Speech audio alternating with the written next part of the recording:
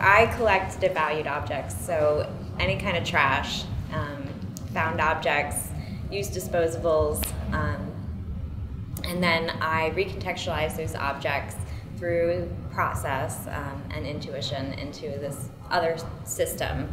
So what I'm interested in is that switch between when we can talk about them for their human function, and then somehow I'm changing them so that we are forced to talk about them with about their materiality, so about their texture or their color. We can no longer talk about them for what they're used for. I think it's interesting to look at these things if I'm trying to figure out why things become devalued, to look at them in that context of having the object be a way for me to figure out what actions got it there. There's a great quote that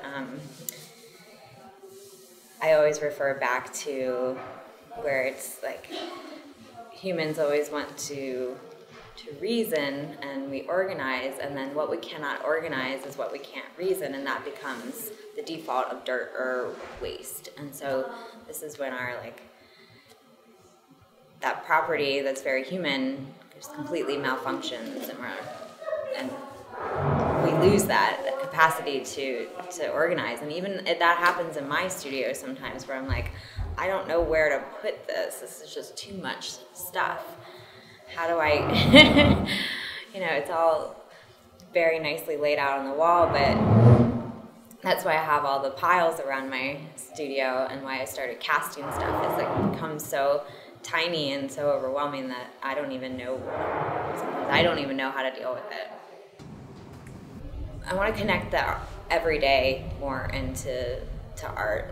For me, it's an everyday process. I pick up stuff almost every day, and I think it does go back to thinking about how we connect with the world. That is not something that's precious and on a pedestal. That is just our experience as we know it and as we are taking it in. And all those little things have meaning. All those little specks of dust on your floor that you sweep up.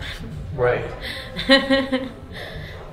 It's somehow magical. What happened with this little fur ball?